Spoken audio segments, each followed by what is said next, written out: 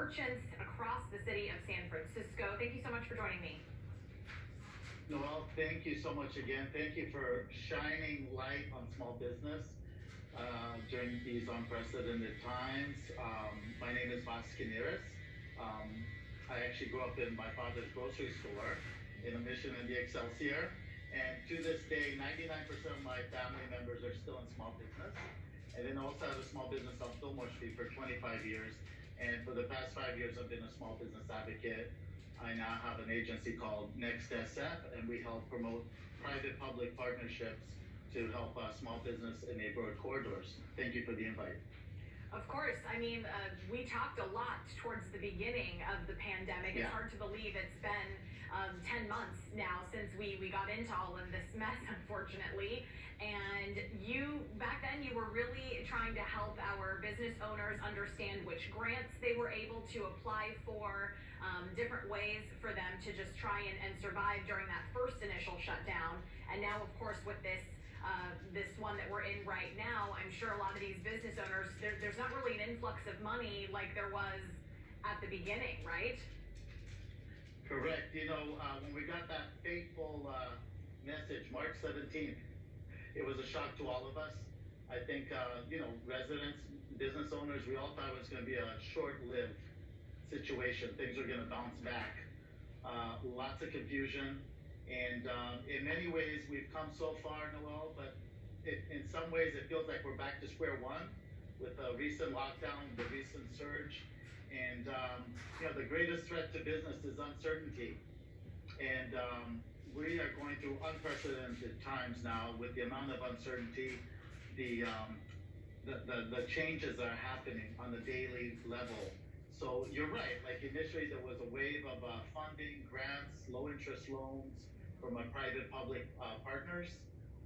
And then what was beautiful was, merchants started learning from one another. They started learning, creating new revenue streams and shared spaces. And, mind you, during the depth of COVID, 47% of businesses reported a 100% drop in business. And this is huge for San Francisco because there's 90,000 businesses in the city. Half of them are considered small businesses. That means they employ 10 or less employees. But these small businesses, they employ over 350,000 people in San Francisco. This is a huge part of our industry in San Francisco. And of course, tax revenues. Around summer, late summer, we have beautiful shared spaces all over the city. Merchants love the shared spaces all across the city. Also, lots of beautiful closed streets on Valencia and Chinatown, North Beach, Larkin Street, even Irving in the Outer Sunset. So it's been a learning process. Talk to me a little bit about right now, because I know that I was walking down Fillmore Street the other day, and a street that was for the last several months closed off so that these restaurants could have their outdoor dining areas.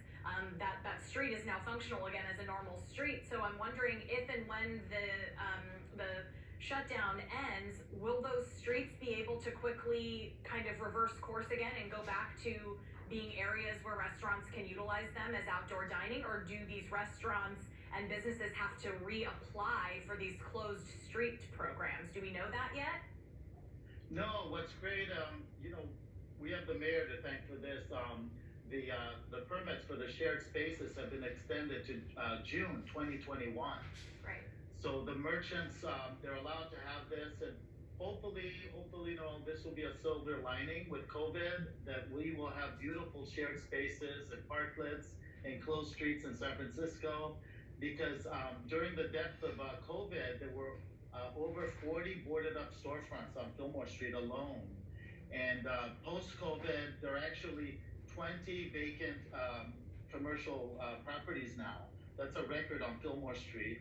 And ironically, when the street was full of shared spaces, the street never looked better, Noelle, at night. I don't know if you drove by or walked by, but there were party lights all over the shared spaces. Some of them had the torches, the flames. So it really gave the street a nice, friendly atmosphere. But that masked the fact that there were were so many vacancies and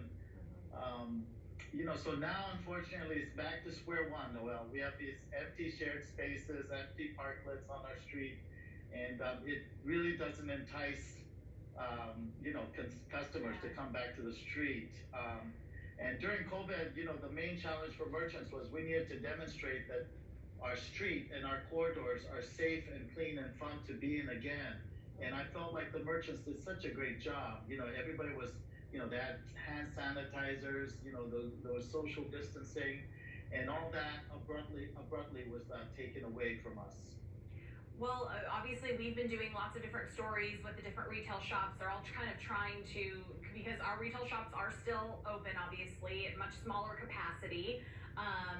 But I'm curious what kind of ideas you may have for people who might be watching right now, curious how they should support the small businesses, support the small restaurants that have had to close their doors. We've seen a lot of restaurants put together some holiday packaged type of items for dinner, whether that's dinners or drink packages that they're kind of providing and selling for folks.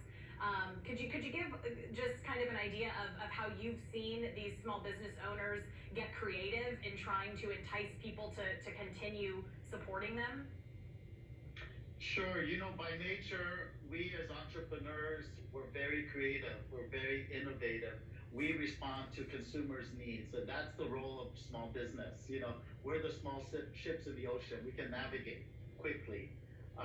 However, we are also prone to, we don't have a lot of cash reserves. So anyway, these are part of our challenges.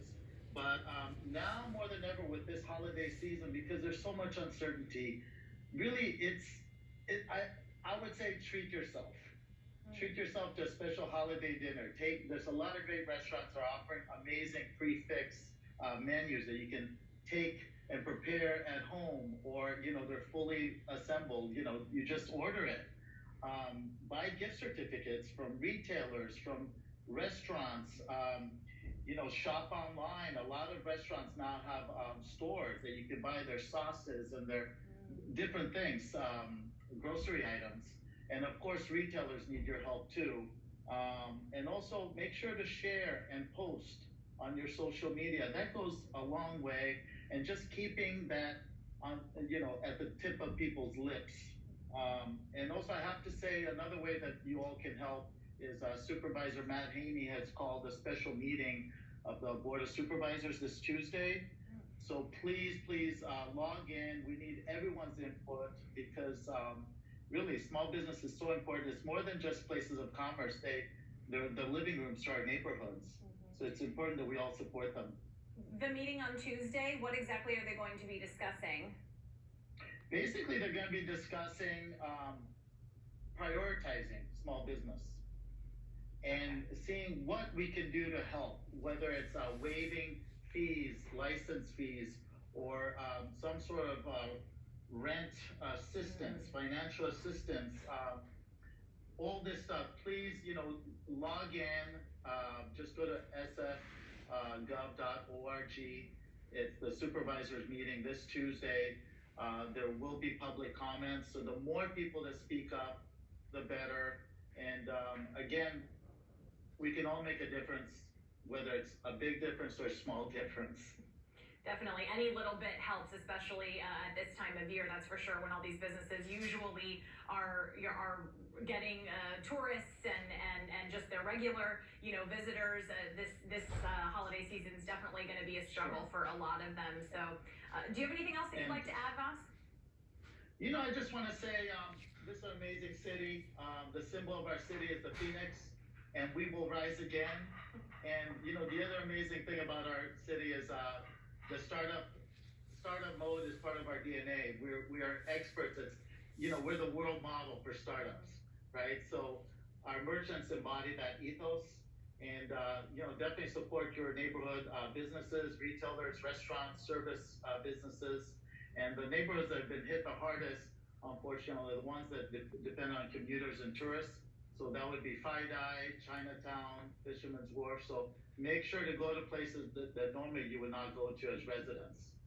All right. Well, Vas, thank you so much for giving us an update on what our merchants are dealing with, and giving us some ideas on how to support them during this unprecedented time. Thank you. And happy holidays to all. And Happy we'll holidays see you real to you soon too. in person. Yes, we will. We definitely will. See ya. 1 and 3.